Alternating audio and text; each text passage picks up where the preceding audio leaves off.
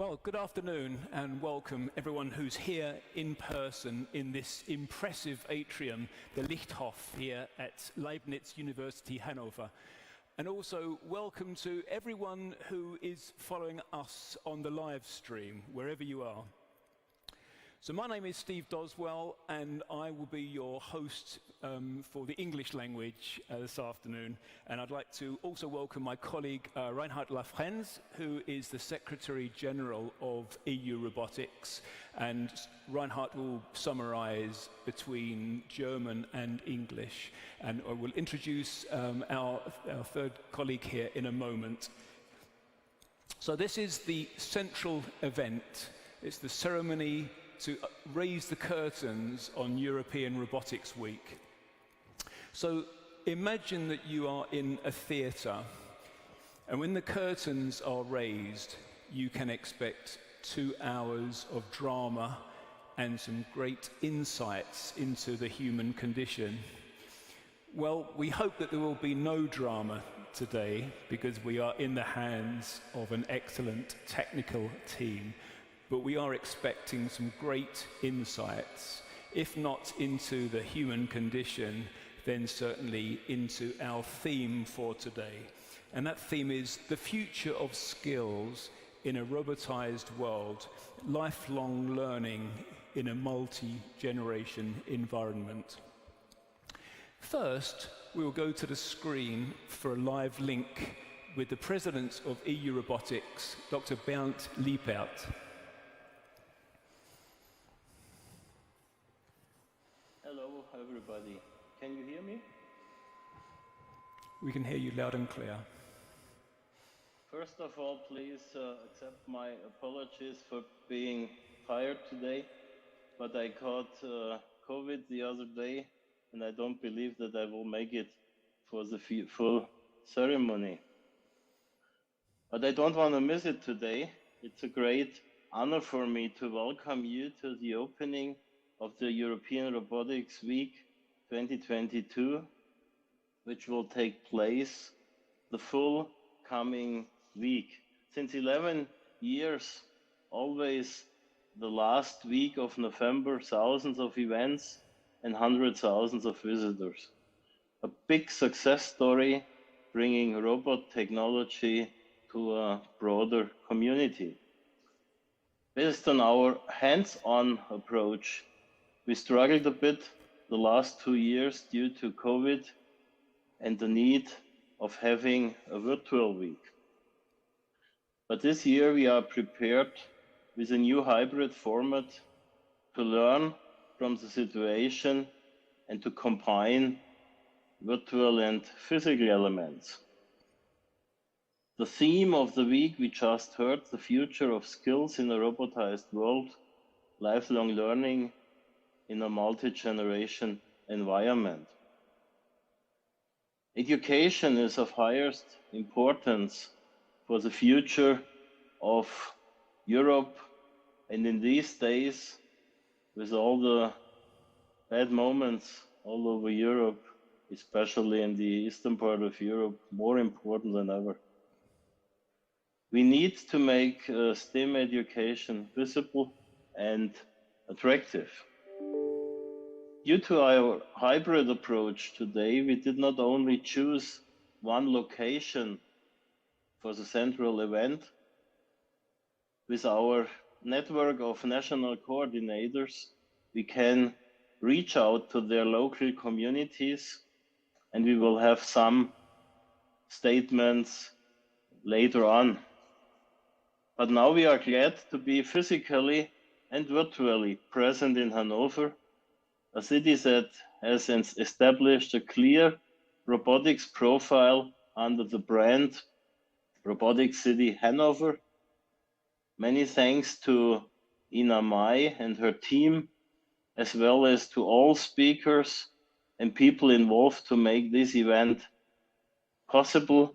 And for sure, many thanks to you, Steve, and to you, Reinhard.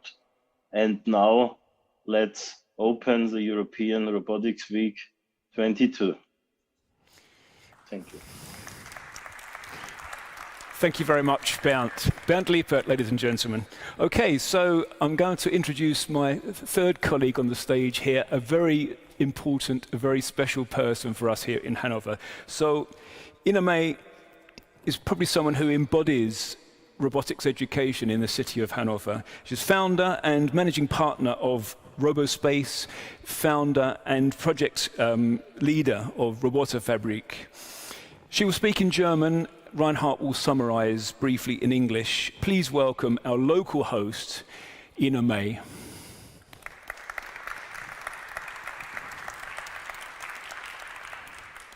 Vielen Dank an alle, Sie hören mich, die sich hier versammelt haben, um letztendlich unserem Nachwuchs zu huldigen. Und ich will es auch ganz kurz halten in Deutsch. Vielen Dank an die Menschen, die uns hier unterstützen. Ein großes Danke an EU-Robotics. Wir kennen uns seit Jahren und hoffen natürlich, dass wir nächstes Jahr die EU-Robotics, das Live-Event hierher holen können nach Hannover. Wir haben zumindest den Lichthof schon mal für 5 Tage gebucht. Also würde ich jetzt vorschlagen, ich übergebe an Reinhard und lasst uns einfach loslegen. Vielen Dank. So, very short summary for our international audience. Ina thanks us, basically as ERWrobotics, to enable this nice event here together with her, and just says, let's start. Okay, yes, thank you very much, Ina, and particularly for enabling us to stage this event in these surroundings here at the university today. Fantastic. And of course, we appreciate the generosity of the university itself in being able to host our central event for European Robotics Week this year here. And on that note of the link with the university, we're honoured to have a distinguished representative of the university here today, and that's Professor Wolfgang Neidl, who's the Dean of the Faculty of Electrical Engineering and Computer Science, and who will offer a few words of welcome.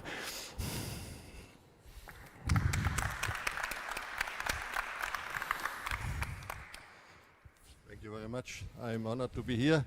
I'm also happy to welcome you on behalf of the University of Hannover, on behalf of the Faculty for Electrical Engineering and Computer Science.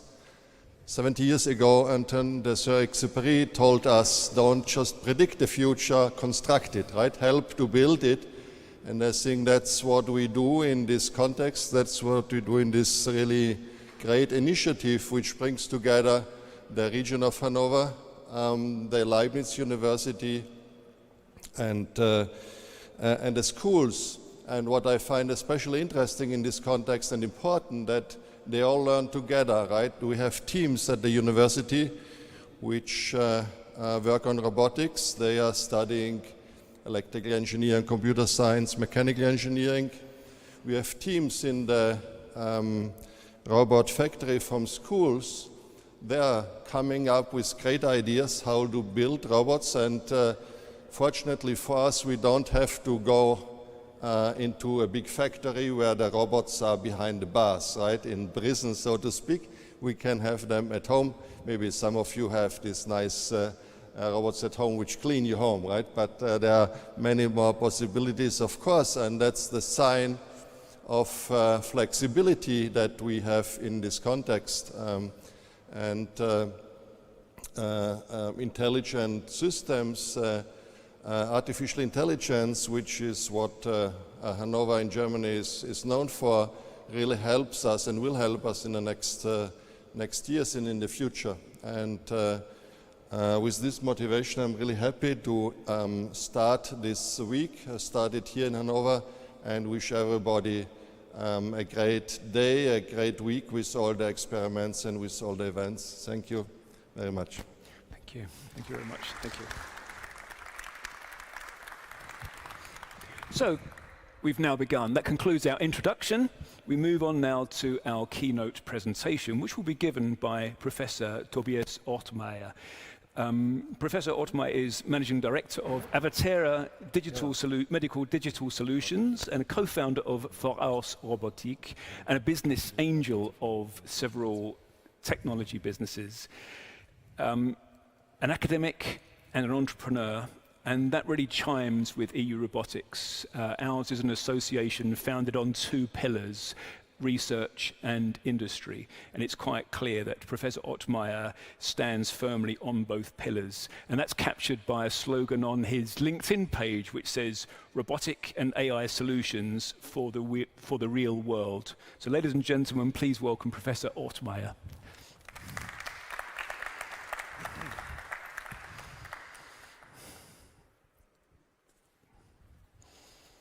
So thank you very much for this very gentle invitation. And of course, thank you very much for this marvelous introduction. So you set the bar very high. So I guess it's no problem for me to just move a little bit lower. So thank you very much. Yeah, I tried to keep it very, very brief because I think this event is not because of the grown-ups, because of the adults, but it's because of the pupils, the students, which are, I think, the most important guests here at our event. So my presentation, and once again I try to keep it very short, is entitled with Connecting the Dots in Robotics Education. And maybe just some brief words about myself at the beginning, because I think it's quite common to show some at least potential conflicts of interests. You already heard that I'm a little bit borderline, so moving between industry and academia. So I started my career at the German Aerospace Center, close to Munich, and then had the honor to work a couple of years with KUKA Robotics. So this was, by the way, my first time when I met Bernd Liepert, which we have seen just before. So this was a fantastic time. I was doing robotics, medical robotics, robotics for surgery, then went here to this university. I had been working here for almost a little bit more than 12 years. And this was insofar very fantastic because I was doing or able to do both. So doing research, and at the same time we were working on spin-offs and technology transfer. So for example, the Forward TTC company, an engineering service company, was founded, and together with the medical school we founded a company working on robotics technology for minimally invasive cochlear implants. Thereafter, and this is the affiliation I put on the first slide, we had a spin-off for Rouse Robotic. So here we are working on hardware agnostic operating systems for robots, and as you heard before, I'm also with Avatera Medical, so we are doing robotics surgery. And last but not least, and I think this is, I would not say the most important, but at least very important, this is RoboSpace, and together with Ina and some other colleagues, we are taking care for the promotion of robotics in schools, especially in the region of Hannover. And this is really highly motivational. So maybe then you get a little bit clearer picture of my background. But I stop annoying you with this stuff and I jump right into the topic. And I would like to talk a little bit about robotics and education in robotics. But maybe before we do a deep dive, why is robotics so important? And I just got the latest figures from the International Federation of Robotics. Last year, 500,000 of industrial robots were newly installed, which is a growth rate of approximately 30%. So I think this is tremendous. 2 years in the future, they're expecting 700,000 robots newly installed. The revenue is expected worldwide at 18-something billion US dollar. So this, I think, gives you an imagination how important robotics and industrial robotics still is, and I think it's even growing. So currently we have approximately 3.5 million of robots working all around the world. I mean, that's a fantastic figure. And maybe as European, it's important to know that the weight shifted towards China. So a little bit more than 50% of all new robots are located in China, which I think imposes tremendous pressure and competition on our companies. The main markets, if you are familiar with industrial robotics, probably not very surprisingly, electronics, automotive, metal machinery, and food. So I put some dots here in the headings because this is the current situation, and I think the importance of robotics is still increasing. Why do I believe it? Because everybody is talking about the demographic change, the aging society, which leads to a lack of skilled workers. And if I'm speaking about skilled workers or employees, I mean both the blue and the white collar workers. So it's not only academia, but I think at least important is academia, the people in the shop floor. Onshoring of production, we all know about the political situation at the moment. So what we see is industry production facilities coming back to Europe because of the challenging situation of supply chains. Everything I just mentioned puts a fierce commercial competition, and robotics and automation is one answer to this challenge. But I think it's not limited to industrial robotics. So we have tremendous new markets which are just emerging, and I put some videos here on the slide. So you can see an autonomous car driving in the garage. You can see an autonomous car driving in the garage, and you can see a charging assistant. So autonomous charging of an electrical vehicle, just a consumer robot, for example. So something we did with KUKA together. The other video shows you a robot for minimally invasive robotic surgery. So probably you know the Da Vinci. There are other competitors outside. So this is the Avatera company I'm working for. So minimally invasive surgery, less trauma, faster recovery time. And the last video shows the production of a template for cochlear implant, for high precision placement of, basically of implants in the inner ear. Just a few examples why I believe robotics is not limited to industry. We already have cleaning robots at our home, we have robots for our garden, and this is, at least my belief, just the beginning, and maybe these videos underline my belief a little bit. So coming now back to the importance of education. So what skills are required? So what skills do we need to produce robots, to develop robots, and to operate them?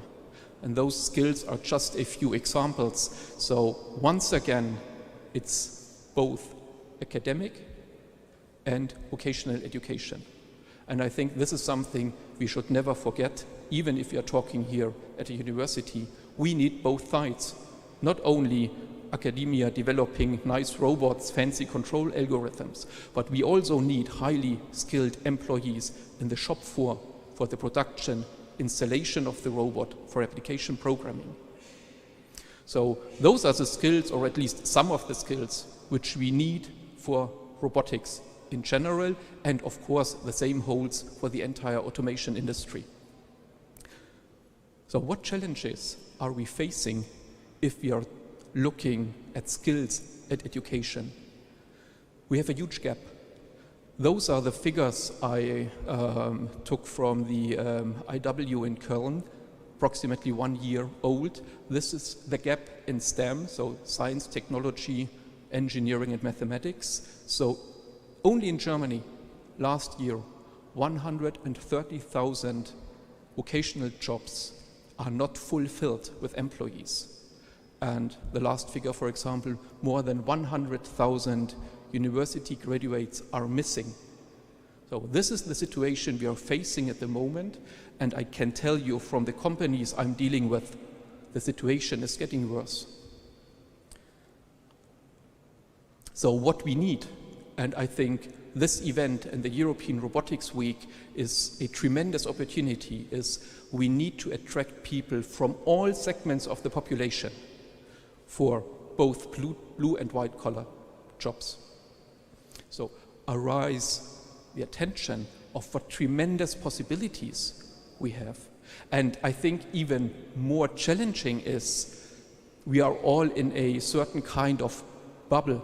So how do we reach those people, so students, those kids, which do not have some interest or some knowledge of techniques because of their family or friends?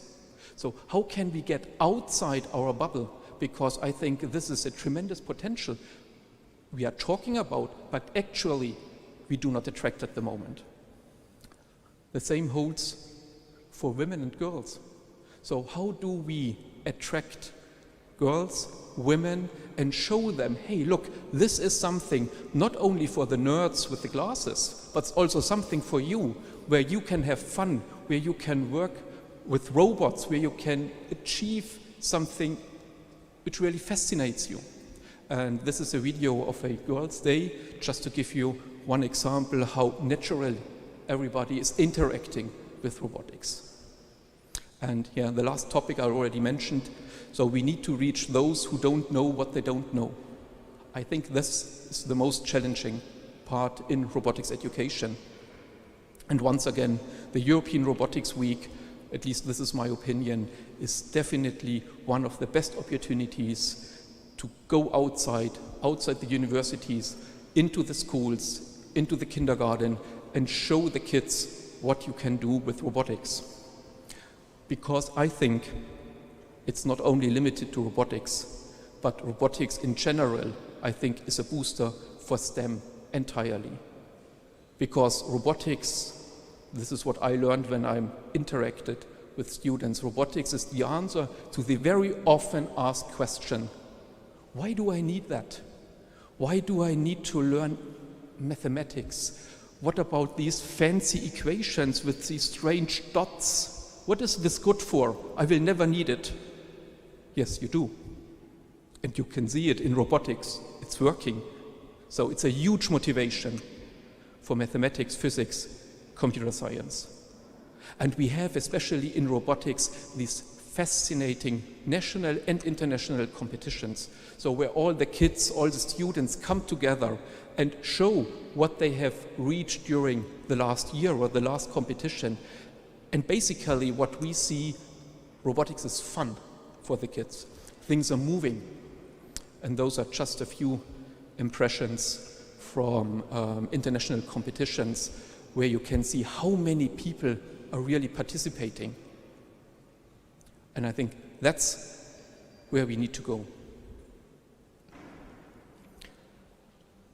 So if we all agree with the challenges we are facing, then the next question, of course, is where do we stand at the moment? What do we have? So this is once again my personal impression. We have a lot of single initiatives all around. What I see is, if I look at these initiatives, they are hardly connected. So there are some robotic groups at the kindergarten, in the schools, at universities, but we are losing people from one institution to the other one. We have, in general, in education, limited financial means. So I can already look here into the audience and make big eyes, begging for some more money. Once again, initiatives depending on certain people, their own motivation, but it's very, very difficult to have these things really embedded in an institutional organization or framework. And probably most important, a lot of these projects, a lot of these things are organized as time-limited projects. So given 3 years, 4 years, 5 years, but usually you need 1 year to ramp up. And if you have only 3 years, then you maybe have 1 year where you can work at full speed, and then you're already slowing down, looking for new funds. And that's why we, at least in Hannover, are very happy that we have great support and supporting us for almost a decade now. And this is outstanding, I think. And we need to get more things like these. So long-term support. in order to increase the efficiency of these projects to reach more people. And this may be a little bit controversial, but sorry, I asked before if I can put things like these on my slides. But if I talk with different departments, with different ministries, I realize that there is a lot of envy, different ministry, different party. So once again, it's very, very difficult to connect the different dots, the different initiatives. And this really blocks us. So there is one ministry dealing with schools and kindergarten, the next ministry is dealing with university, the other ministry is dealing with industry. So you can imagine how big the pain is if you want to get everybody at one table and commit to one goal. So sorry for being a little bit emotional here. And once again, limited to election periods, which shows you that we are thinking basically in Germany, and I think in other countries it's similar, we are thinking in 4 years period. So enough about complaining. What do we need to do? So connecting the dots, as my presentation is entitled. So we need to start early, especially to reach those kids which don't have any contact to robotics, to techniques, due to their families or friends. So start early in the kindergarten, really playing with robots, not really learning, but just playing, making them familiar with robotics. We need to incentivize, difficult word, sorry, teachers and educators, because as I said before, a lot of this work is done in spare time. So it's not part of their daily business because it's not embedded in the institution. They are doing this at the weekend or after work. So this is, at least my perspective, another important element of connecting the dots and really working on I always like the idea of a pipeline. The pipeline starts at the kindergarten and ends at academia or at the factory. Next thing is academia and industry, they inspire each other. They are not enemies. So we need to work closely together. I think the engineering disciplines and also computer science, they are used to it, working with factories or with industries. But I realize different departments at university, the picture is completely different. And this goes back to the problem I mentioned before. We are losing people when they move from the kindergarten to the elementary school, from elementary school to the secondary school. So why not opening up? So having people or students, for example, from academia working in the secondary school and teaching pupils. And why not integrate employees from the factory which are undergoing some vocational training. So let's mix them up. I think this is very, very important, so that people are not afraid, oh, is university really something for me? It's so difficult, no one of my family studied before. So I think we can reduce those fears if we open up courses beyond the institutional boundaries. And most important, once again, let's get rid of these institutional limitations I mentioned before. So this sounds, I think it's common sense, it sounds simple, easy, but actually what I learned during the last years, and I think Ina has a dedicated opinion on that, it's very hard to achieve.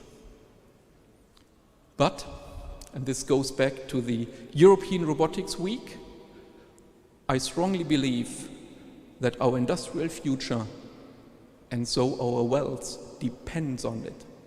If we don't solve these problems, if we don't solve the education problem in STEM in general, it's not only limited to robotics, then we will run into severe problems from an industrial perspective. And then, of course, from our wealth perspective. So I guess failure is not an option here.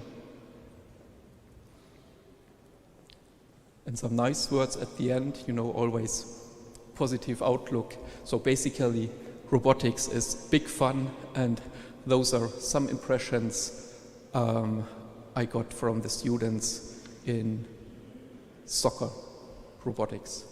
So thank you very much for paying attention. I hope it was brief enough. I hope you felt well entertained, and I give back to our hosts. Thank you very much. Thank you. Tobias Oldmeyer, thank you very much. That was excellent and also thought-provoking in a very polite way, very politely thrown down an extra challenge. Now, how do we connect the dots? How do we stop losing people at these transition points? How can we get a better connection between the government departments, academic institutions, and business? Okay, so some food for thought for the next stage in our session. It's time for our panel discussion. We want to go further into our theme and explore this question: which skills are needed to future-proof Europe's economy with a robotics flavour, and what do we do to instill those skills? We're going to explore that question by putting a series of sub-questions to a few people who have their own personal and professional perspectives on this whole subject area. So let's meet them. I'm going to introduce, first of all, Professor Bernardo Wagner from Leibniz University here in Hannover, and also head of the Real-Time Systems Group. And please come and take a seat here next to me, so I'm not too lonely. Next, Dr. Alexander Georgiadis, Deputy Head of the Lower Saxony Ministry of Economic Affairs, Transport, Building and Digitalization. Heike Bickmann from Lower Saxony Ministry of Education, Head of Unit. Welcome. And then, not least, someone who, when he first woke up this morning, probably didn't realize that he was going to be asked to take part in a panel here at the Lichthof, but we lost a panelist through COVID this morning, so we were very grateful indeed that Sebastian Blankenmeyer very kindly agreed to step up at the last moment. So Sebastian, researcher here at Leibniz University Hannover, part of the RoboHub Lower Saxony as well. Welcome to you all. So just the format. Panelists will speak in English or in German as they wish. When there is some German spoken, then Reinhard will very briefly summarize. Not that you need to have a summary necessarily from German, but many of our audience who are on the live stream are listening internationally, and English is the business language of EU robotics. So we'll ask our first round of questions to our panel, and I'll ask each of you in turn, one after the other, this first question. So the theme is skills development. What challenges do you see for the development of the necessary skills at different levels of education? And you might think about examples of success stories or less than successful stories, but also think about vocational training as well. So Bernardo, could you pick up that point? Okay, so thank you for asking me to give some answers. But I would like to start with a little bit different aspect. As my colleague Ottmeyer said, that we have a problem with the requirement or the attraction of people to study those programs are responsible for robotics. And I'd like to give you some figures for my faculty. We have less than 10% of women in the student group. And there is a high possibility to attract more women to that. And then we can have other students, more students, and then we can cover all those topics. At the moment, we have really the problems that the students are looking for, so say modern terms like artificial intelligence, machine learning, and those things. And the engineering things are going back at the moment. And one thing to change is to get more people interested in engineering in those facts we have in robotics. And my point of view is we have to raise the number, increase the number of female students, and that would be the most important thing we have to do. Okay, good, thank you. So, Alexander, your perspective on this? I will speak in German. Yeah. 1, 2. Okay. I will speak in German, it's okay.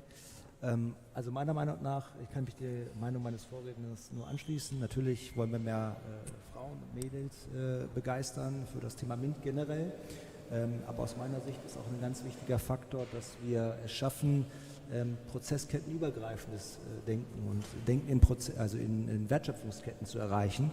Und es wurde ja auch nach Erfolgsbeispielen gefragt. Wir haben zum Beispiel ein Projekt mit dem Kultusministerium gemeinsam gemacht, wo wir Modellfabriken in Schulen bauen, wo wir einen Keks produzieren.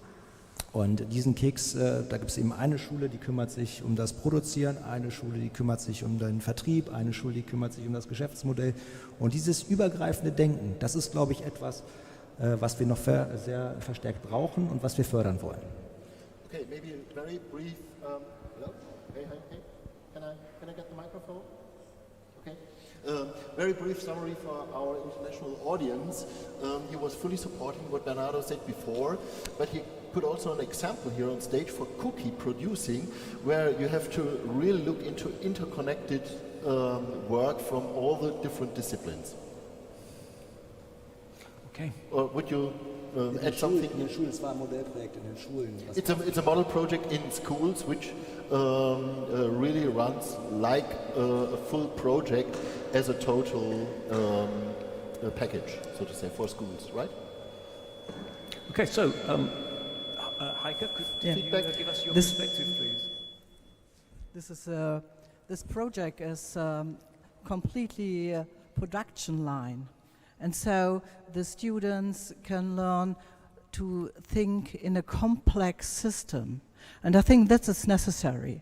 That is the future, to find basics or basic skills to solve problems and in a complex way. And this is the way we tried to find out a way for new vocational education training in school, in our vocational schools. And so the production line that my colleague explains is one of this. And we have other production lines in other schools. So we have learned factories, smart factories, so we call it, and there are robots included.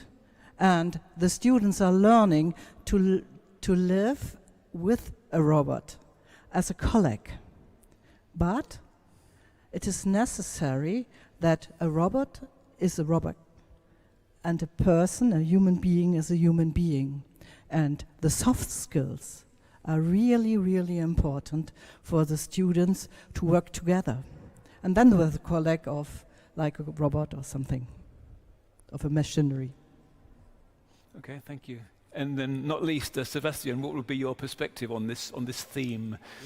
Yeah, I think that I totally agree with the speakers before, and I really like the project, and I think we should increase such projects to get to the situation Professor Ottmeier told also in his keynote speech about the pipeline, so that we have like from kindergarten to academia, that we don't lose children, from one stage to the other. Okay, that's good. Yes, thank you. Perhaps we could move on. I think we've explored this first initial theme quite very, very well. And I'd like to ask you about your perspective on demographic changes, perhaps in German society, across the continent of Europe. And to what extent and how will demographic changes affect the skills needed in the future from your point of view? Perhaps I could start with Heike, and then I'll mix the order. I think it will change everything, because the youngsters are growing up with the computers and with the technology. So I see my little granddaughter, she is 4 years old. She is mostly better than I with a cell phone to find out things. This is the creative moment that we have to improve, to support. This is really important. And the fun and die Herausforderung ist es, the challenge is it, to den Flow zu halten, to be in flow. Yeah. Okay, Alexander? I told, want to? Mikrofon? Son? Ja. Ich habe vorher schon gesagt, dass gerade Leute im frühen Alter zu begeistern ein riesiges Thema ist. Und ich glaube, der demografische Wandel, das merken wir ja gerade auch, spielt in den Fachkräftemangel rein. Gerade im Wirtschaftsministerium ist das natürlich ein riesiges Thema, dass unsere Betriebe keine Leute mehr finden. Professor Ortsmeier hat es gerade auch schon angesprochen. Und ich glaube, dass das durch den demografischen Wandel natürlich sehr viel verstärkt wird. Und wir jetzt einfach schauen müssen, wie kriegen wir Kinder, aber auch Studenten und Jugendliche begeistert. Und dafür ist natürlich so eine Veranstaltung wie hier genau der richtige Spot. Und das ist eigentlich das, was uns als Wirtschaftsministerium bewegt. Wie können wir die Fachkräfte, die wir so dringend brauchen, für die Zukunft gewinnen? So just a very short English summary. So it's very important to address this situation. So the demographic change will even emphasize the shortage of skilled work in this environment, and therefore you have to start in the early ages to motivate people to go into STEM education and find a job in the related areas later on. Okay, good. Sebastian, your view on this demographic question? Yes, I think it will help us in the future because the pupils at the moment are raising with such technology, so they will be in touch with it. But I think we should also have an eye that we don't lose like the workers. They are already in the factories producing with such technology. And this will increase. So we have also to educate such workers, to get to this situation. Good. Okay. Bernardo, do you want to come in on this point? Thank you. Society is changing, we all know, and young people are much more interested in fighting against the climate change and those things. But if you look on the school, on the subjects we are teaching on schools, this is not so much changing. So we are not following on school on those changes.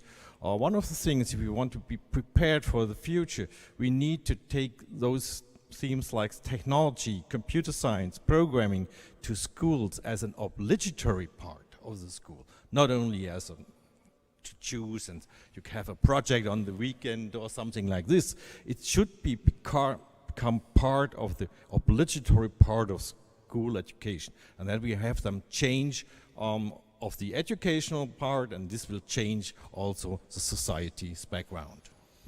Okay, that's good. Yes, Alexander, you want to come back on that auf Deutsch? Ich würde noch eine Sache gerne ergänzen, und zwar, wir haben jetzt uns sehr fokussiert auf die Gruppe, sage ich jetzt mal, Schüler, Studenten und so weiter, dann ein bisschen in die Betriebe hinein. Aber Robotik ist ja auch ein Thema, was auch mit zunehmendem Alter wieder relevant wird. Denken wir an Pflege zum Beispiel im Alter oder auch Haushaltsroboter der Zukunft, die dann vielleicht bei Hausarbeit unterstützen. Insofern finde ich es auch eine ganz wichtige Aufgabe, dass wir auch diesen Bereich uns verstärkt angucken und dort auch schauen, wie können wir sozusagen diese Mensch-Maschine-Interaktion auch in den Alltag bringen und auch Akzeptanz schaffen. Das wäre mir nochmal ein wichtiger Punkt. So, short summary, it is not only about the young people, but it's also for the older generation, where robotic devices can help as a support for daily life also.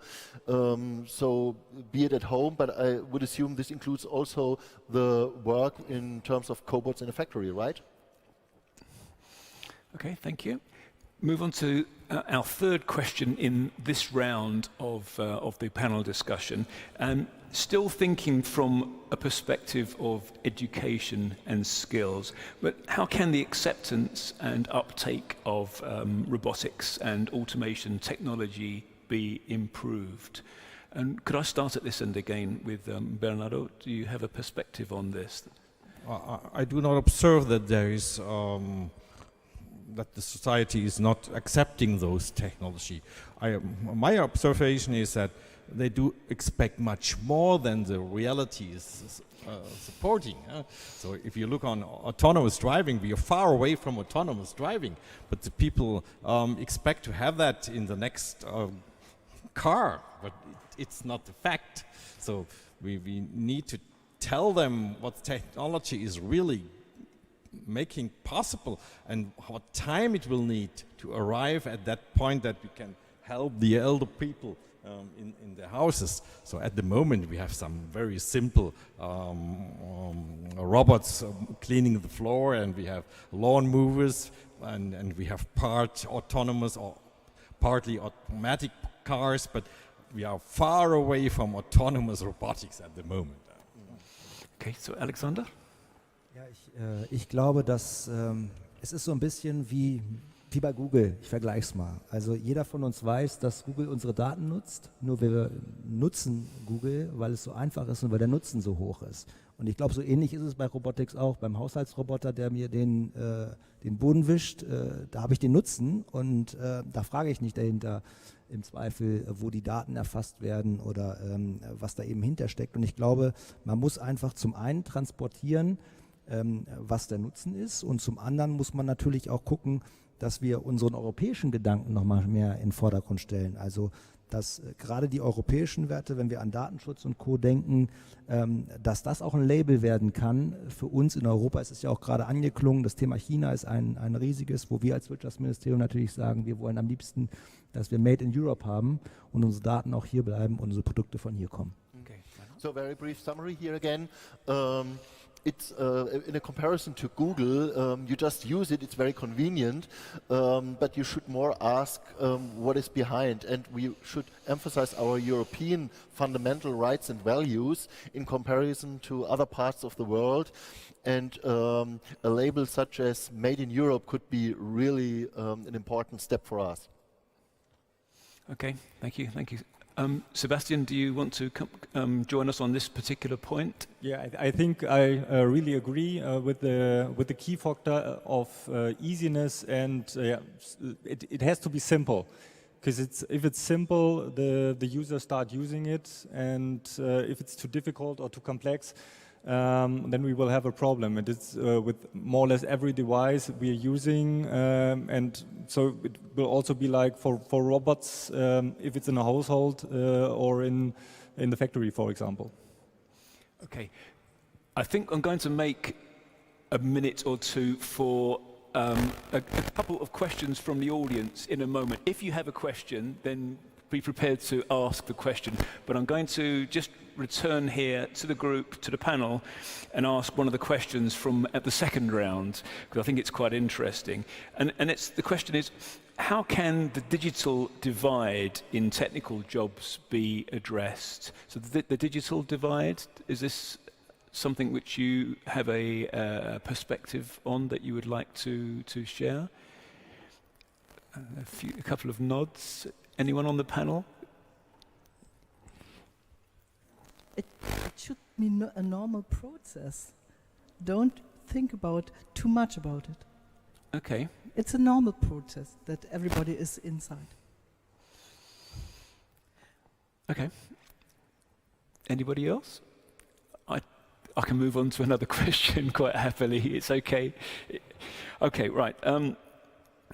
We've already discussed the gender divide, and that's something we could probably run an entire session on that one subject. It's so important, but we have to move on to other parts of our presentation this evening. Here's a question with a European theme, particularly. What needs to be done to keep production knowledge and innovation in Europe? What would be your perspectives on this? And could I go to Sebastian in this case? I think you might have a view on this. Yeah, I think so. We have to teach it in the universities or teach it also in the secondary schools and also in the primary schools, so that everyone has like a knowledge of the technology. And then of course, we have to get like spin-offs or also get the economy behind it. That back in Europe, or also that we have or leave the companies that we have to support them. Okay, good. Alexander.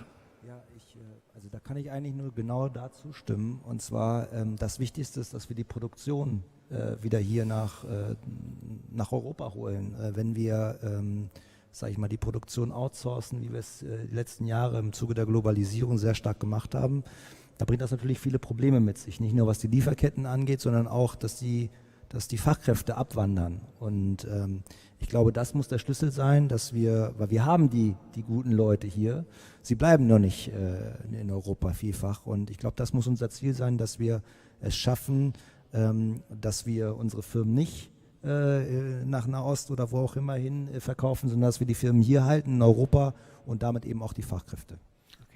So it's very important to keep the production in Europe. It's not only about the supply chains, but also the risk that skilled people go abroad, and therefore it's very important to keep all the production things and the skills in Europe. Bernardo. I'd like to make the point that if you had asked this question for 2 years, you get different answers to that than today. So I'm sure that we have changes in the political assessment of that at the moment. So the politics are thinking different than for 2 years. And the same is for the companies who have observed that there is an economic risk to take too much outside their own countries. And so the answer this year is different than for 2 years. Okay. What do you think the answer might be in 2 years' time? I hope it's the same like today. Okay, so thank you. Heike, do you have a view on this? I think we have to see also the vocational trainings in the vocational schools. It's really important to find out employers by learning this to get up in their jobs in our system, in our dualem Ausbildungssystem. So that is important too. Not only in the secondary or schools or in the other schools. It's also very important to look at the vocational trainings. And the vocational trainings also then in the job too. This is necessary for everybody, in every generation, and to work together. The soft skills is to work together, to have youngsters and elder ones together and work them. We have some projects where youngsters are the leader for the elder ones in the production to fit up them. And so that, I think, is necessary here in Europe to hold the production here. Good, excellent. Thank you very much for your responses to that particular question. I'd like to go out to the room now, to our audience here in the Lichthof. You're not obliged to ask a question, but if you do have a question, this is your opportunity. We have a microphone, if anyone is in. Someone over there? Yes, there's a hand raised over there. I switch in German. Sie haben gerade so schön gesagt, man muss im Kindergarten anfangen, Elementary School, dann Secondary School. Ich weiß nicht, ob Sie die Situation in den Schulen überhaupt wissen, geschweige denn in den Kindergärten. Wie soll ich Kinder, ich muss ja irgendein Ziel haben, wenn ich in 15 Jahren irgendwo sein will, muss ich ja jetzt anfangen. Das heißt, ich muss bei den Kindern anfangen, ich muss das Interesse wecken an der Technik. Wir haben die Lehrkräfte nicht. Wir haben überhaupt keine Erzieher schon in den Kindergärten, die das überhaupt eine Betreuung gewährleisten, geschweige denn sowas an Kinder ranzubringen. Das heißt, ihnen gehen die schon vom Kindergarten in die Schule verloren. Nicht später, sondern vorher schon. Wie wollen Sie das ändern? Die Kinder sind unsere Zukunft. Das heißt, wenn ich in 15 Jahren da sein will, dass ich wirklich Robotics überall mit einbinde, muss ich jetzt anfangen und nicht erst Projekt hier, Projekt da, sondern ich muss Ziele haben und die Ziele muss ich konsequent verfolgen. Wie wollen Sie das gewährleisten? Maybe I can summarize the question briefly. So the question was about the early education stages. So when you have the youngsters in the kindergarten, it takes about 15 years, and how to start at this early age and how to ensure that at the later stage they are not lost. So how to ensure that they are motivated from early ages on and not lost on the way to become an adult. Good, thank you. Bernardo? I can say that. You're completely right. And one of the things you can do is to start with the teacher education. But again, this needs 10 to 20 years before it arrives in schools. One of the things in my faculty we have done for 4 years, we started a new teacher education program on computer science, which was completely new for Hannover. Just to prepare, also to produce teachers who can go to schools, but at the moment in Lower Saxony, in my country, we don't have these obligatory school subjects in school, so that's a problem still. This is also a political question. No? Ja, also ich spreche jetzt zwar fürs Ich spreche jetzt zwar fürs Wirtschaftsministerium, aber ich weiß, dass meine Kollegin aus dem Kultusministerium das ähnlich sieht. Also natürlich können wir nicht über Nacht das komplette Bildungssystem verändern, aber was wir gemacht haben seit 2018, als wir unsere Digitalisierungsoffensive auf den Weg gebracht haben, da haben wir mit 8 Millionen Euro Schulen mit Robotern ausgestattet. In der Robonatives-Initiative, so hieß das damals, wir machen sehr viel über den Bereich Smart Factories, aber natürlich müssen wir auch die Lehrkräfte haben, die dann eben entsprechend die Inhalte auch transportieren können. Und das geht eben, also es ist mehr als Technik, ich stimme Ihnen da absolut zu, aber wenn wir überhaupt nicht anfangen, dann können wir auch nicht zum Ziel kommen. Also wir geben uns da schon größte Mühe. Und Frau May weiß auch, dass wir da sehr engagiert sind und ja, unser Möglichstes tun. Aber die Lehrkräfte können wir uns eben nicht backen. Das ist ein Riesenproblem, was Sie da gesagt haben, aber wir gehen es an. Okay, maybe short summary. So for the Ministry of Economy, there was a project started in 2018, if I got it correctly, with about 8 million to bring these things in schools, but the teachers are not there, or not sufficiently enough teachers to run it. And there is work in progress, yeah, but it takes the time. And if the resources on the teacher side are not there, then this is a problem. Okay. Hallo, ich würde jetzt gerne den Herrn Dr. Georgiadis nochmal unterstützen zum Thema Lehrerfortbildung. Wir sind tatsächlich als Robospace dabei, Lehrer in diesem Projekt der Robonatives-Initiative vorzubilden. Es ist ein hartes Geschäft. Ich sage immer, die Lehrer muss man einfach lieb haben und jede Befindlichkeit bedienen, dann funktioniert das auch. Deshalb wäre meine Frage jetzt dazu, dieses Projekt neigt sich dem Projektende zu. Wie sieht es aus mit einer Anschlussförderung? Es war jetzt ein bisschen gemein, ich weiß, aber ich greife das einfach mal auf. Wir fangen jetzt erst wirklich an, in Unterrichtsinhalt, Unterrichtsentwicklung reinzugehen.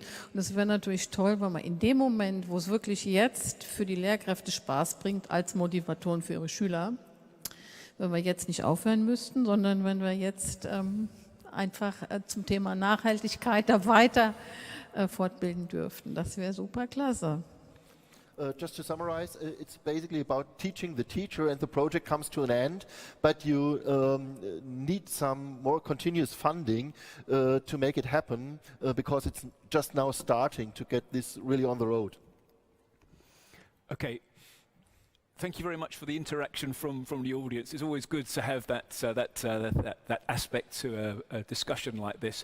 I'm very conscious of the time. We want to move on and give a different generation an opportunity to be an active part of this opening ceremony today.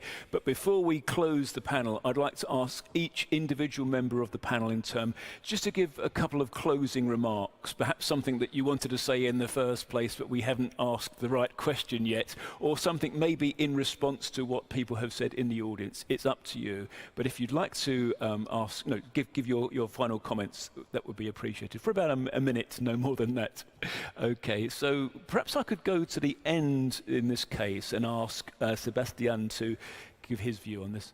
Yeah, I think we should definitely raise the interest in this technology, starting from the kindergarten up to academia, vocational training, that we get the technology and also robotics in our natural environment, so that we don't see them as products anymore. Yeah, of course they are still products, but it's a natural behavior with them. I think this is something we can work on, so that we can simplify in some cases our life Good. Okay. Perhaps Bernardo, could you maybe bring things to a final close word. for us? As you know, we are here in the Leibniz University of Hannover, and Leibniz was a scientist, and he said a couple of years ago, some 100 years ago, he said, "Theoria cum practica." You need to connect the theory with the practice, and we forget in the academic education to more take part on the exercises, on the praxis, on the industrial solutions and the applications. We forget that. And so we have a gap between the academic education and the needs in the industry. And we can go back to Leibniz, who said it again much more before. Okay, very appropriate. Okay, so Alexander. Ja, also ich würde gern damit schließen, dass ich hier einmal in die Runde gucke, und wenn ich an die ganzen Studenten oder Schülerinnen und Schüler sehe, die hier aktiv sind, dann ist das, glaube ich, eine große Inspiration, also für mich persönlich, weil ich sehe, wie viel Arbeit und Einsatz auch dahinter steht, und ich glaube, das kann Mut machen, wenn wir in die Zukunft gucken, dass es davon eben mehr braucht, und da bin ich mir sicher, wird es auch die politische Unterstützung für geben. Basically, it's a good motivation to see all the school kids and students here around, and this is very motivating for doing the job. Okay, so Heike? So you have to throw a stone in the water, and we are at the beginning, and we have to look for everybody to find out a way to be more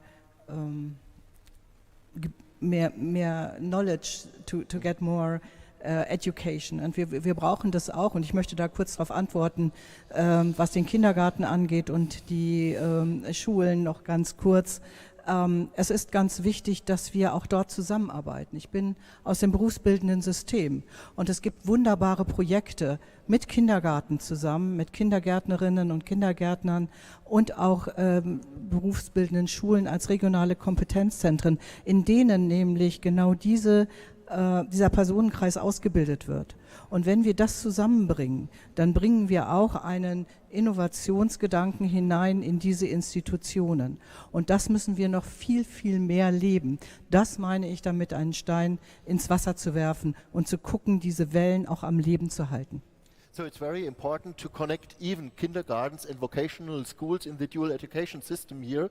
And this is very important here, and it's just throwing a stone in the water. We need to start it. Excellent. Good. Well, I hope those of you here in the room today have enjoyed this panel discussion, and also I hope that our audience out there in the digital world through the live stream have done so as well. So thank you very much indeed, Bernardo, Alexander, Heike, and Sebastian. That was excellent. Thank you very much. So a round of applause for our panel, please.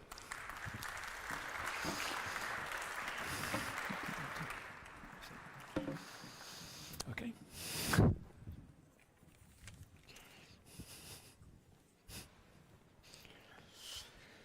So it's time to move on. So as football fans know, the World Cup is about to begin, but you don't have to go to Qatar to see some world champions. We have some here in the room with us today. So we're going to hear from the iBot team, who have been successful both in the European and the World Championships.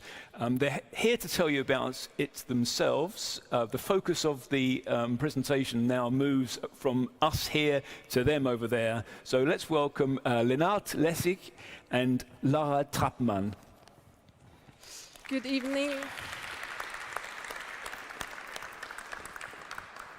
Good evening, ladies and gentlemen. We are the iBots, a robotics team from the Roberta Regio Zentrum at the Roboterfabrik of the Leibniz University Hannover. In our free time, we build and program robots with which we participate in the annual RoboCup Junior. This international robotics competition features a variety of categories, for example, soccer. Here, the robots have to play autonomously against each other. Another category is rescue maze, in which the robot has to drive independently through a maze and identify letters as well as colors. Over the last few years, we have been very successful in both of these categories. Furthermore, this year we have won the European Championship in the category Soccer 2 vs 2, as well as our third consecutive World Championship title in the category Rescue Maze. In addition to participating in the RoboCup, we develop, organize and host our own robotics competition, the Roberta Challenge. This event is a beginner's contest for the students of the Roberta Network schools and is based on the experience we have gained in various competitions over the past few years. The students have to program their robot during the Roberta Challenge so that it can complete different tasks every year. This year's theme is about medicine. For example, the robots have to fix a fractured foot or insert a prosthetic. Now we come to a project to our hearts. Rita. As we know from our own experience, the subject of computer science and robotics is neglected or not even spoken about at all, at least in schools in Germany. Thus, we decided to develop our own robotics set, Project Rita. Project Rita intended to help students get to know the subject of robotics in a fun and enjoyable way. Project Rita consists of two modules that complement each other. To start with, a soccer set shows that robotics is not only suitable for specialists, but for everyone, and we want to inspire larger groups with it. We have developed a concept for career orientation that deals with the United Nations Sustainable Development Goals. With Rita, we not only want to teach basic skills in robotics and computer science from the 5th grade onwards, but also enable all students to sharpen their soft and digital skills in an innovative and creative way. In addition, we are in the process of developing a teaching and learning concept for teachers as a guideline for their lessons. At the moment, we are in the process of negotiating with a European partner, so keep your fingers crossed. Thank you.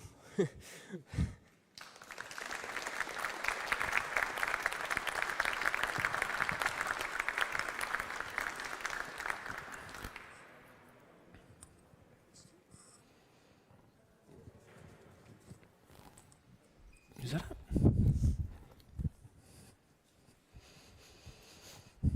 Okay, well,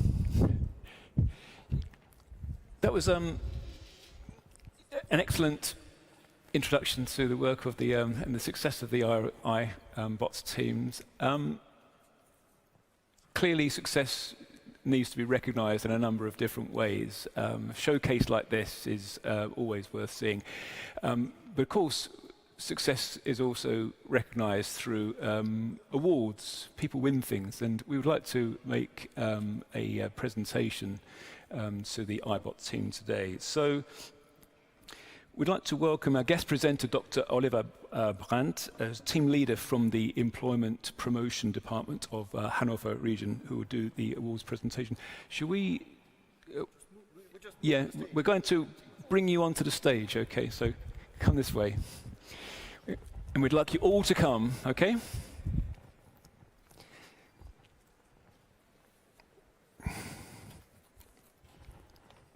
Yeah, thank you. Thank you very much. A very warm welcome also from the region of Hannover. We are proud to be the host today, thanks to EU Robotics, to RoboSpace, and Leibniz University, who made this possible. And I'll switch to German now, because we will address the young winners of the competitions now, and then you will translate. And please, to all our international guests, join us in the robotics city of Hannover to learn robotics, to study robotics, to do business in robotics, and to start your business in robotics. That's the perfect place. All right, and those young people will be the next leaders in robotics, I'm quite sure. Die Preisverleihung, oder? Der Preis. So, und ich glaube, es sind auch ein paar Eltern da, wenn ich das richtig sehe. Sie haben alles richtig gemacht.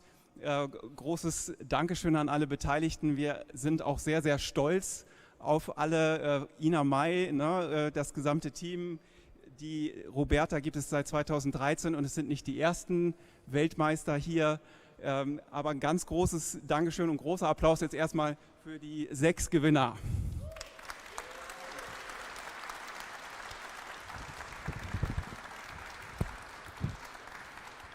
So he just said a warm welcome not only to the team but also to the parents who are in the room, and a big applause to all of the winners, and of course to the team and around Ina May to make it happen. Und wir starten mit der Europameisterschaft. Das Gewinnerteam ist dies Jahr das erste Mal in der Kategorie, das ist schon gesagt worden, Soccer Open, 2 gegen 2 angetreten. Sie mussten sich in 7 Spielen gegen 6 andere Teams beweisen und gingen dabei siegreich aus jedem Einzelnen hervor. Herzlichen Glückwunsch an Eduard Fell, Nick Paddock und Malte Gembus.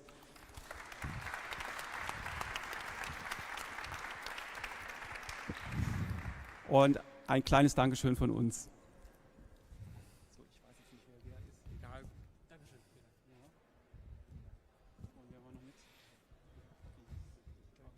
Also nochmal großen Applaus.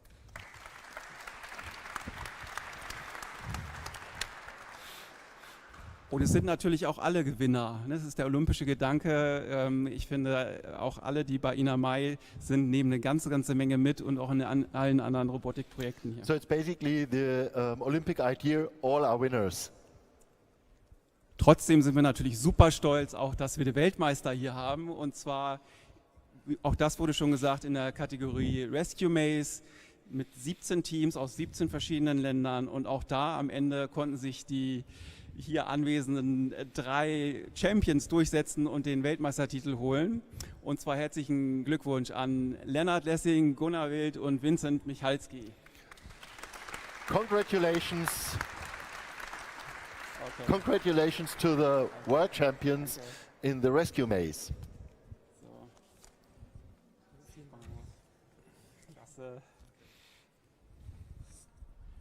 And I can only say, please continue, study robotics, and well, congratulations, all the best, and thank you.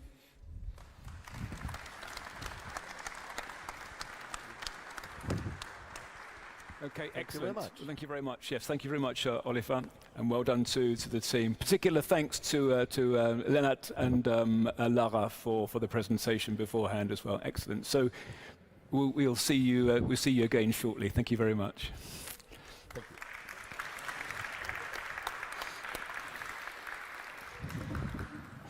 So we've had a varied afternoon, but we are here to mark the opening of this year's European Robotics Week. So let's hear some more about the week from some other champions. So these are not champions of the world, these are the people who champion robotics education and public awareness year after year in countries right across Europe. And I'm speaking about the national coordinators for European Robotics Week. We're going to get a glimpse, first of all, from a glimpse of the work of a small handful of national coordinators, as you are going to see on the screen.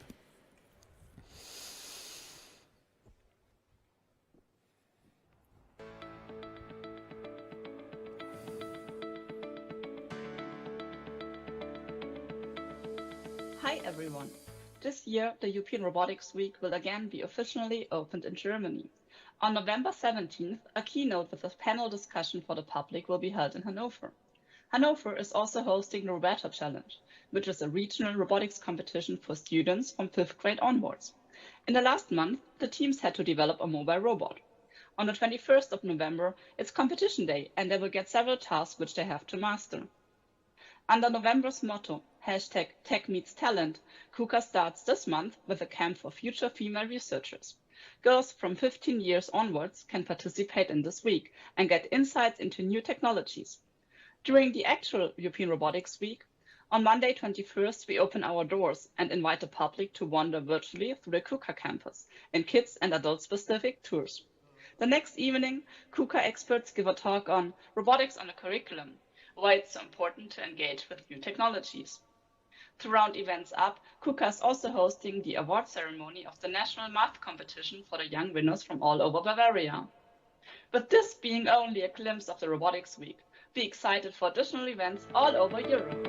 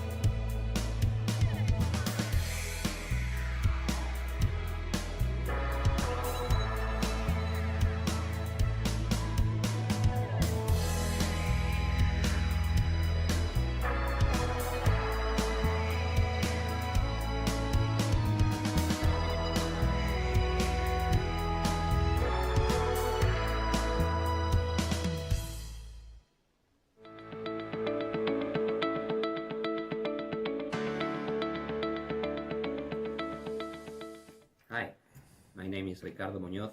I am the European Robotics Week National Coordinator for Spain. This year we are strongly bet on a face-to-face engagement, and we have prepared a great show in collaboration with SIMO Education Fair from the 22nd to the 24th of November at the Madrid Fair Center, with conferences, discussion panels, workshops, and many other fantastic activities. So visit Spain and enjoy with us. Isn't it a good plan? See you.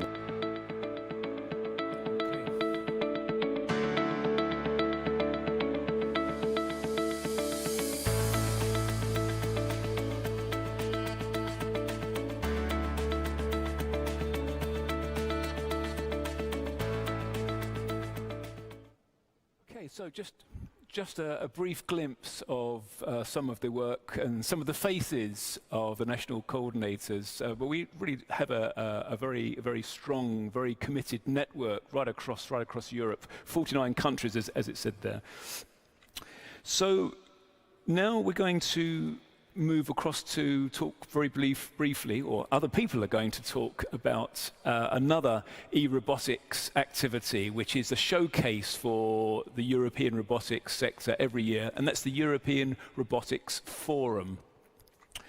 So we're going to, very shortly, you're going to hear directly live, in a live link from Jesus Fernandez Lozano in Malaga, in Spain. So Jesus was one of the leading organizers of the European Robotics Forum in Malaga in 2020. Then we hear from Stefano Strameggioli, who is Vice President Research and the leading driver and organizer of the European Robotics Forum in Rotterdam. We had a virtual version, and then in 2020, and then this year in the summer we had a real physical Rotterdam event, and that was fantastic. And then we hope, if the link works, to hear from Morten Nielsen and Christian Sletter, who will be presenting the European Robotics Forum next year in March in 2023 from Odense in Denmark. As Steve said, my name is Jesus, and together with Alfonso García Cerezo, I was local organizer for ERF 2020 here at the University of Malaga. ERF 2020 is very special for us in our memories because for most of us it was the last large in-person event for many months to come. But finally ERF came back at full strength with a wonderful in-person edition this year, as you will learn in a minute. Indeed, I think ERF is a very special event. It gathers a big and strong community of everyone related to robotics in Europe, from manufacturers to researchers, end users, and everyone. And every year in ERF we have a series of workshops, but also a large exhibition floor. For instance, in Malaga we had around 800 attendees and 50 research institutions, universities, companies, showing their last results and prototypes at our exhibition floor, which was also a great meeting point for strengthening our networks, but more than that, a great place for students from local primary school to visit and to learn firsthand what science, technology, engineering and math means in the real world. That was for real my favorite part of ERF 2020.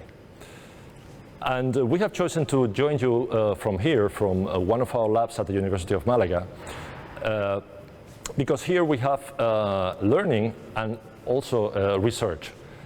But learning is always present in robotics anyway, because our ultimate goal in robotics is to help people. And to do that, we must learn what end users need in order to create robots that are really helpful, but also the best ways of using such robots in real applications. And that requires the involvement, the collaboration of everyone involved in that. And I think that's also a key aspect of ERF, to facilitate a meeting point where researchers, manufacturers, administrators, investors share their views and needs about the future of robotics. Following that idea of collaboration, this very lab was the starting point for a newly created laboratory and experimentation area in new technologies for emergency. Here we collaborate with first responders, our end users, but also with the whole community of emergency response, looking for new ways of creating robots and new ways of using them for helping people in these situations. And just to finish, I would like to invite you all to join us to collaborate and to learn, and why not to enjoy robotics. Thank you very much. So thank you, Jesus, and I hope to see you again sometime soon. Meanwhile, we will move to Stefano. Stefano, where are you? Tell us where you are. I'm back in Twente. I came back yesterday from the Medica in Düsseldorf, where I had the pleasure and honor to give the prize for the KUKA Medical Innovation Award. Okay. And it was a very nice event. I've seen a lot of very good things for the world of robotics from Europe. We can be very proud, not only from Europe, but also from other places. But the winner was European, by the way. So excellent. Okay, so tell us about ERF in Rotterdam. It was great to organize. ERF, of course, was very challenging due to the various things around COVID, but it was great to be back and to see all colleagues again.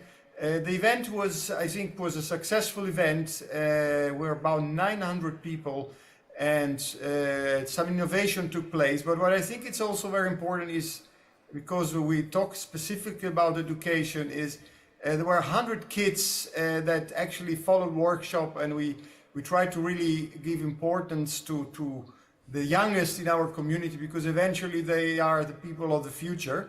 And robotics, I always say physics predicts the future, robotics will create it. But of course, robotics is not created by itself, but needs the strength of the young kids and young enthusiasm. And I think the robotics is a wonderful field. I think that is the multidisciplinarity science per excellencia, because it connects, all branches of science and physics in a single things, which basically we give life to machine in the world of robotics. So ERF was very successful, I think, and it is a forum. It's very important for everybody to realize that it's a European Robotic Forum, which is very different than a conference. So the goal of ERF is to bring all the stakeholders, including the very youngest one, together, and create a community in Europe which is very vibrant, I think, in this respect.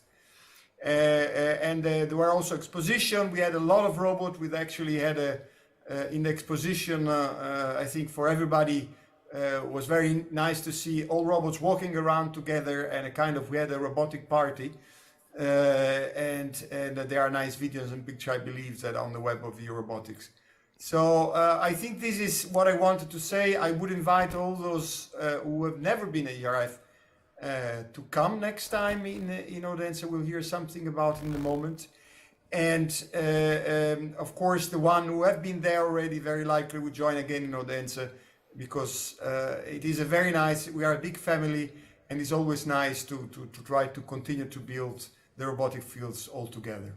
Thank you very much for your attention. Okay, thank you, Stefano.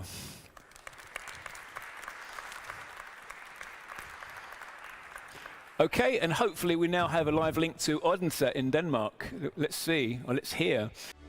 I'm Christian Schlette, I'm with SDU Robotics, and here in Odense we are thrilled and excited to welcome you to the European Robotics Forum 2023. What you see behind me is the famous Hans Christian Andersen Museum here in the center of Odense.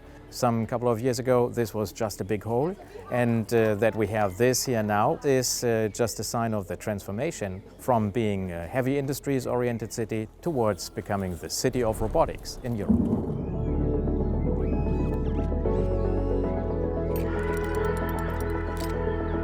Odense is located on an island, Fyn, which means we have beaches all around us. It also means that Lego is maybe 90 minutes by car in that direction. So you should consider to bring your family. I fell in love with Denmark, and maybe if you love robotics, you will as well.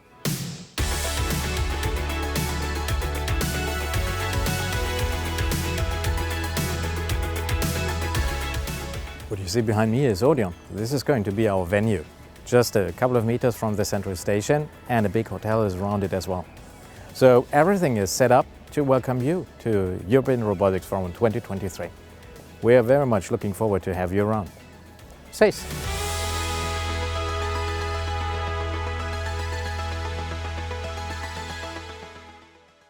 Hello everybody, my name is Morten. I'm the organizer of ERW2023 on behalf of SDU, University of Southern Denmark.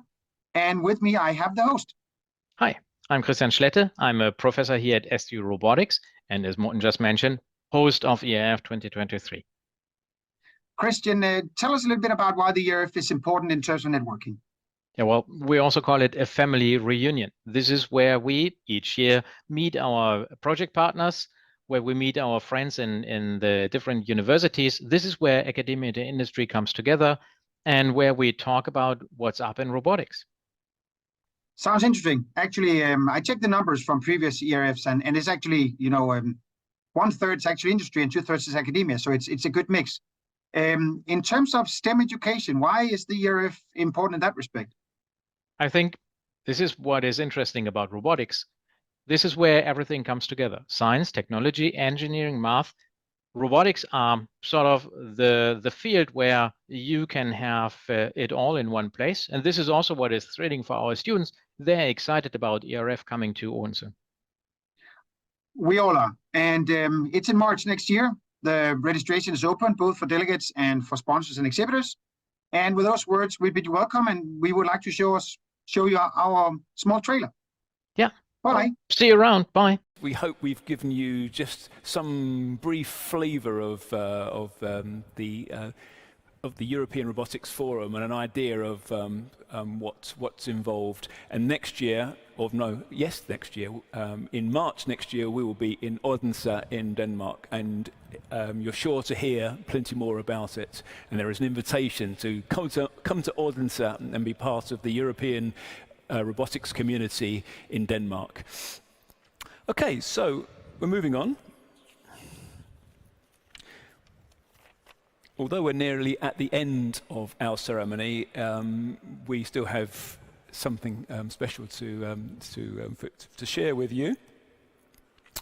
And I'd like to invite the members of the iBot team back on the stage here, because they have something to say to all of you.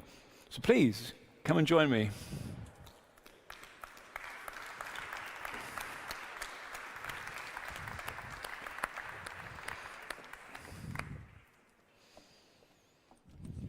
Okay, so Lennart and Laura and everybody else, and the floor is yours. Now, we would like to take this opportunity to thank the Region Hannover for its long-standing support. However, there are even more people who have supported us over the last few years. They are Dr. Thorsten Lierge from the Roboterfabrik in Hannover, and the patrons of RITA, Professor Dr. Tobias Ortmeier and Olaf Lies, the Minister of Economics of Lower Saxony. There are still so many supporters to thank that we can't list all of them here, but we can't forget our parents. They have supported us with all their strength and laughed and cried with us. Marvin Berzina, thank you for everything you have done and traveling around the world to the European Championship in Portugal and the World Championship in Bangkok with us. Also, big thank you to all of our coaches who support us every day and especially during difficult times. Ina Mai, we would like to thank you too for all the great opportunities you have given us by founding the iBots. Not only do you spend your time with us every Saturday, but you are there for us day and night, and we can always rely on you. Our thanks also go out to Robert, Ina's husband. Thank you for letting us borrow Ina so often. Furthermore, thank you for bringing our material from A to B and for always following us with the trailer. Finally, we have one big request. Dear Dr. Liebert, dear Dr. Lamfriends, it was a great pleasure that we were able to meet today. It is rumored that you are well connected. We are urgently looking for support for Project Rita and of course for our teams. Participating in the RoboCup internationally is incredibly expensive, not to mention the hardware of the robots. Unfortunately, we had a hard time finding sponsors so far. We are hoping you are able to assist us in this endeavor. Furthermore, what do you think about the idea that EU Robotics supporting Rita as a European robotics education concept to bring robotics closer to all European students in an enjoyable way? Would you like to meet up with us? Now to the international audience. Sponsors are always welcome with ideas as well as financial support. We are a non-profit organization and we are happy to accept any help, no matter how small it may be. Last but not least, we want to invite Mrs. Heike Bickmann and Dr. Alexandra Georgiales to visit us at the Roboterfabrik. Thank you very much for your attention.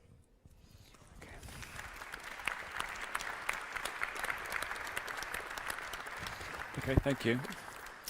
Right, so that's it. It just remains for me to thank everyone who has made this event possible today. Particularly a big thanks to Ina May, who really was the driver of the events here on the ground here in Hannover. Thank you to all of our panelists. Thank you to our keynote speaker, to those who gave us words of welcome at the beginning. I have to thank my colleague here, Reinhard, who's worked tremendously hard to make this event happen as well. So thank you, and also to Inga, also from EU Robotics, who drove from the Netherlands early this morning to be here today. So it just remains then for me to say you've been a fantastic audience. We've really appreciated it. Thank you very much also for having been patient and listened so intently, which for most of you this was a foreign language. And although I can speak a little bit of German, I certainly couldn't have delivered this in German today. So thank you very much. And not least, thank you to our technical team who have been brilliant. So when things have gone wrong, it's been because of connections elsewhere and not in the room here today. So thank you to them. And that's it. Thank you, and schönen Abend.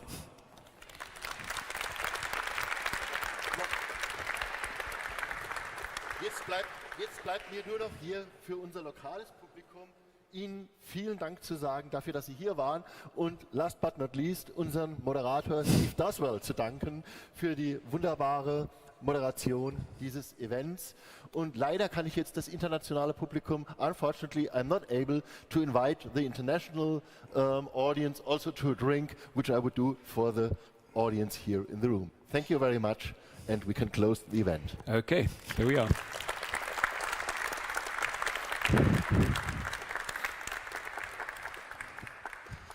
Okay, come and have a drink.